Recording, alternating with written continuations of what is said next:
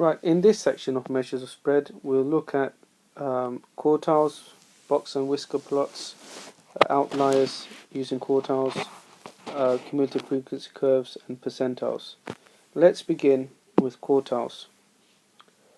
With quartiles, 25% normally for large data, 25% of the data lie below the lower quartile, and 75% lie below the upper quartile. So between the lower and the upper quartile we have 50%, and that value is called the interquartile range. Right, let's look at a data sample here. We've got a list of data and we want to find the interquartile range of the set of marks from a test taken by 50 students. The second part also asks us where one student was absent and took a test the following week, scoring 59, find the new interquartile range. Right, we've got 15 items, so if we do n plus 1 divided by 2, we get 16 over 2, which is 8, so that's our 8th item. And the lower quartile can be seen as the median of the bottom 7 marks, so it's 7, do n plus 1 over 2, you get 4, or with the 15 you could do n plus 1 divided by 4, which will give us 4. Similarly for the upper quartile, we can do n plus 1 and then 3/4, so times by 3 divided by 4 would give us 12, so it's a 12 value. Or you can look at it as the median of the upper 7 marks, and so it will be the 12th value again. Right, so the interquartile range is simply the upper quartile take away the lower quartile, and that gives us 9. Now let's look at what happens when we have 16 items, and there's various ways you can think about this. One of the ways I'll suggest is to do n plus 1 over 2 for the median, and then doing n plus 1 over 4 for the lower quartile. Let's call that Q1, Q2, and then for the upper quartile we'll do 3n plus 1 divided by 4. I'll just write down there's the upper quartile, lower quartile, and the median.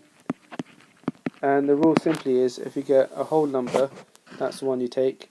If you get a number with a fraction, then you take the average of the number above and below it. So for example, with 16 values, 16 plus 1, 17, divided by 2 gives us 8.5. We'll therefore take the average of the 8th and the 9th value. If we then do n plus 1, so you've got 17, divided by 4, it gives us 4.25. And so we'll therefore take the average of the 4th and the 5th value. Similarly, if we then do n plus 1, so you've got 17, and we take 3/4 of that, we get 12.75. So we therefore take the average of the 12th and the 13th value, as you can see. When we take the average, the upper quartile turns out to be 54, so that should give us, so if we do 52 plus 56 divided by 2, get 54. Similarly, 43 plus 45 divided by 2 gives us 44. Therefore, the interquartile range is 54, take away 44, which equals 10. Once we have our quartiles, we can then draw a box plot. And with the box plot, it's quite straightforward. Make sure you have a title. They haven't put one here, but make sure you've got one. And you draw your scale. You write your scale down so your units are very clear, or else you may lose marks. And you begin with your lower quartile, your lowest value, sorry. And then here the box starts with the lower quartile, the median, the upper quartile, and then the highest value. we can also compare two sets of data and look at skew, and look at the way data is distributed. Between the lower and the upper quartile we have 50%, we have 25% in either box, and then 25% obviously below the lower quartile, and 25% above the upper quartile. So altogether we get 100%. Right, we can also use box plots to detect skew, and there's a formula for it. If we do the upper quartile, take away the median, okay, if that is greater than the median, take away the lower quartile, okay, then that indicates positive skew. And so therefore we can see that the median is in fact closer to the lower quartile than the upper quartile. Conversely, for negative skew, if the upper quartile, take away the median, is less than the lower quartile, take away the median, then we have negative skew. Right, let's look at quartiles and outliers. Outliers are essentially values which lie outside our expected values, or values which are abnormal. And the way to calculate that is to set up a boundary, if you like, and if the values lie outside the boundary, then it's an outlier. Now there's a formula for the boundary, and it's 1.5 times the interquartile range. So here we have a set of data. We work out the median, work out lower quartile and upper quartile. The interquartile range is 54, take away 44, which gives us 10, and 1.5 times 10 gives us 15.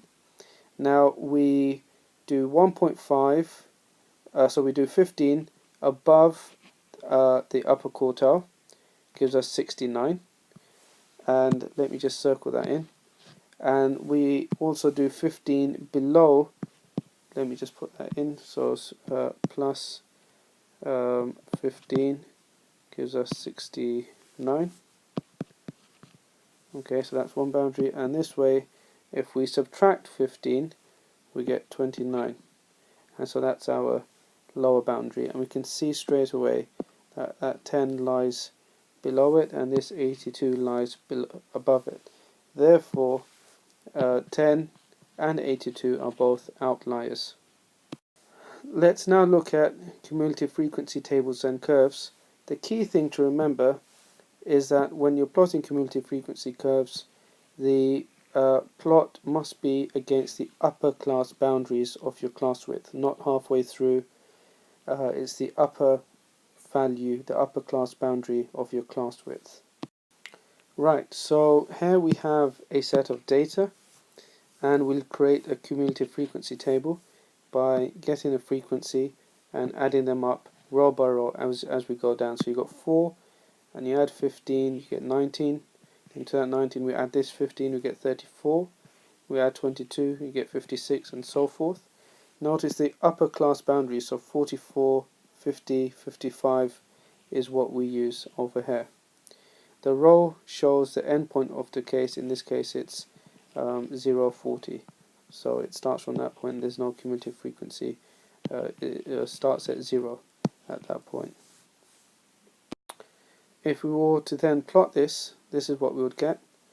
And let me just bring that down a bit. And it's important to see that these values are the upper class boundaries. So we have 40 and then 45, okay, and then 50, which is here, 55, and so forth. So we're plotting the upper class boundaries. Right, so on the y-axis we have cumulative frequency, and on the x-axis we obviously have our mass. Right, here's another example of a table and some data, and we create a cumulative frequency table here, and we make note of the upper class boundaries. If we go ahead and then plot this, here's our curve. Now when we had discrete data, we said n plus 1 divided by 2 will give us the median.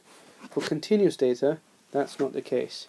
For continuous data, we can simply say that for the median we do n over 2 equals our median.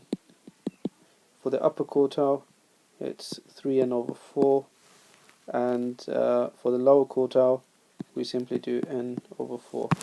And we can then take a reading of our lower quartile, our median, and our upper quartile, and use this to plot a box plot if needed. We can then work out the interquartile range based on readings from here. If you're doing this in an exam, it's important to be as accurate as possible. Right, with lower quartiles and upper quartiles, we know that 25% lies below the lower quartile and 75% below the upper quartile, and 50% lies between the upper quartile and the lower quartile. This idea can be generalized to percentiles, and we can talk about things working out the 20th percentile and the 70th percentile. Simply, if you've got 100, we'll take 20 and then take a reading. Similarly, for the 70%, and then take a reading over here. So the 20th percentile is estimated to be about 50 grams, and the 70th percentile gives us 64.